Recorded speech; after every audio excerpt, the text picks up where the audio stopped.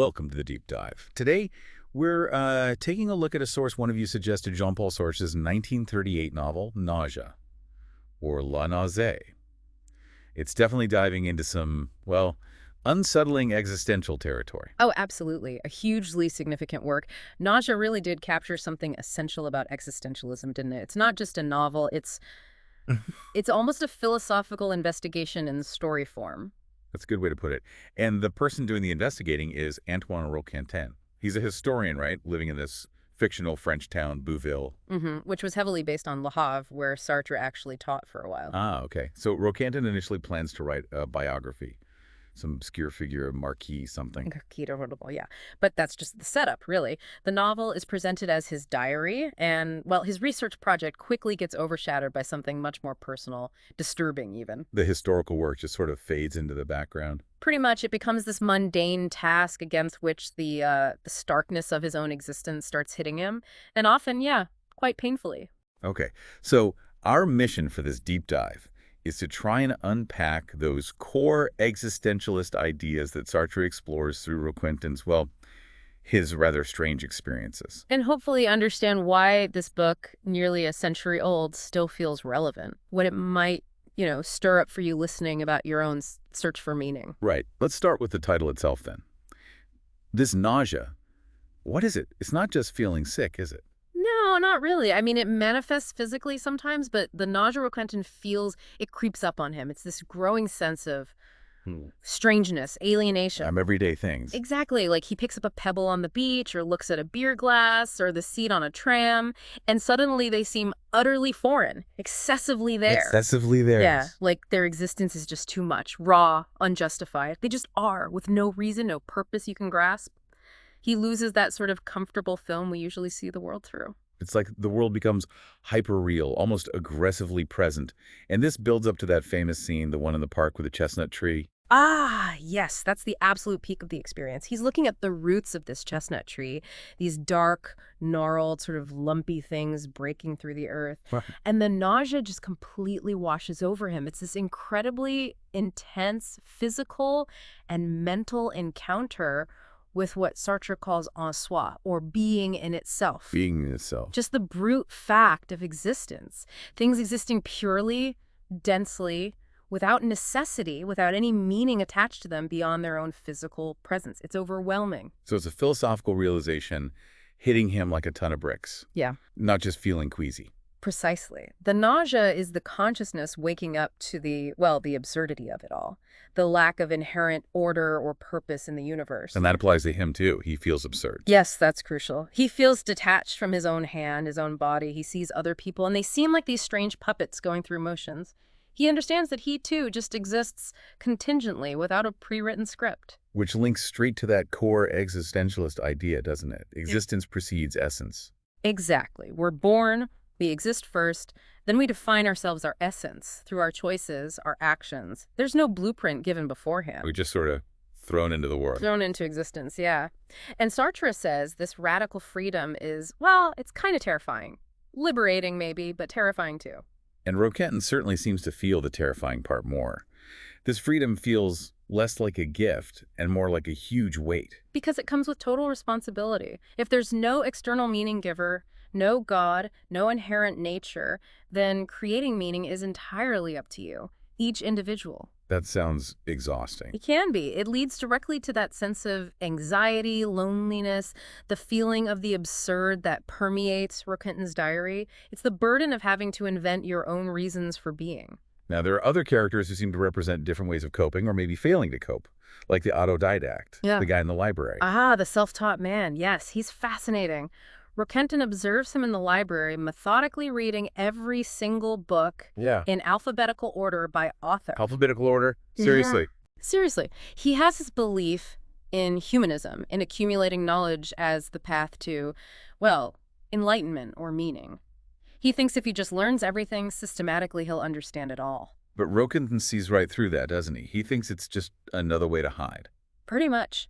He views the autodidact's project as a kind of desperate, almost pathetic attempt to impose a rational order on the fundamental chaos, the meaninglessness that Roquentin himself is grappling with. Like building a fortress of facts against the void. Exactly.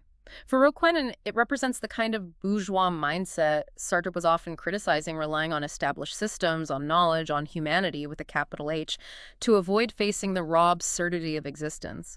The autodidact is trying to find a pre-made meaning in books, rather than confronting the lack of one. And it doesn't work, ultimately. Then there's Annie, his ex-lover. He meets up with her again, hoping for some connection. Yeah, he seems to hope maybe their shared past, their memories, can offer some kind of anchor, some solid meaning. He remembers these perfect moments they tried to create. But the reunion falls flat. Completely. Annie has changed too. She's sort of given up on capturing those perfect moments. The whole encounter just reinforces Roquentin's sense of isolation. You can't really go back. You can't rely on the past or even another person to escape your own individual confrontation with existence. Wow. So love doesn't save the day here either. Sartre's really not offering easy answers. Yeah. This freedom sounds quite bleak. It's definitely challenging, and Sartre insists it's inescapable. Once Roquentin has truly felt the nausea, once his consciousness has been jolted awake, there's no going back to blissful ignorance. He has to face the world without those comforting illusions, societal roles, religion, destiny, whatever. And he sees those illusions everywhere in Bouville, right? Yeah. In the way people live their lives. Oh, absolutely. Sartre uses Roquentin's perspective to launch a pretty sharp critique of, well, conventional society. He sees the townspeople, the respectable citizens, as being caught up in bad faith. Yeah, denying their freedom. Living according to routines, roles, expectations, pretending they have to be the way they are rather than admitting they are choosing it or simply falling into it. It's a kind of self-deception to avoid the anxiety of freedom. Like the portraits he sees in the museum. Exactly. He looks at these portraits of the town's dignitaries and he sees them not as individuals, but as people who have solidified themselves into roles, into functions. They've built these elaborate public personas, these fixed essences to hide the messy, contingent, absurd reality underneath. It does make you pause and think about, our own lives. Yeah. How much are we just playing roles we didn't consciously choose? That's precisely the point, I think. Sartre wants you, the reader, to ask that question. Are you living authentically? Are you aware of your freedom, even if it's uncomfortable? Or are you letting society, habit, fear define you? Okay, but amidst all this bleakness and anxiety, Roquentin does find a potential. Something. He starts thinking about art, writing a novel. Yes, this is a really interesting turn towards the end. He realizes his biography of Rolabon is pointless. Trying to resurrect a dead man's existence feels futile. But then he thinks about creating something new. A novel? Why a novel? Well, he contrasts the messy, contingent, excessive existence of things like the tree root with the potential for a work of art, like a novel or a song, to have a kind of internal necessity, a structure, a form. Like that jazz song he keeps hearing. Some of these days. Exactly. That song becomes really important for him. He hears it in a cafe, and it strikes him as something different. It exists in time. It has a beginning, a melody, an end. It has a kind of perfection and necessity that real-world objects lack. It's not just there, like the root. It is in a structured, intentional way. So art can create its own kind of meaning, its own order. That seems to be the suggestion. It's a product of human consciousness imposing form on chaos. Roquentin wonders if he could create something like that, a story perhaps that would be hard and beautiful and make people think about its existence, not his own messy one. But is this presented as the answer? Like, okay, become an artist and you'll escape the nausea. Not quite. It's more subtle. Sartre isn't offering art as a simple escape hatch. The decision to write is, itself, another choice Roquentin makes in his freedom. It's a way to engage with existence, to perhaps justify his own contingent being by creating something with form. So it's still an act of freedom with all the uncertainty that implies. Right. It's not a magic cure, but maybe a path towards creating meaning rather than just being overwhelmed by the lack of inherent meaning. It's an active response. This feeling Roquentin has, this deep alienation, it feels like Sartre is using it to say something critical about modern life in general. Oh, definitely. Nausea is a powerful critique of what Sartre saw as the alienation and, frankly, the superficiality of modern bourgeois society. Roquentin's heightened sensitivity allows him to see through the facade. The facade of normalcy. Daily routines, polite conversations, social rituals, the very streets and buildings of Bouville, they all start to seem like components of a fragile artificial order designed to keep people distracted. Distracted from their own existence. Exactly. Trapped in these routines and expectations, people forget they are free, forget they even exist in this fundamental contingent way. They lose touch with the raw reality. And the nausea is what shatters that facade for Roquentin. Precisely.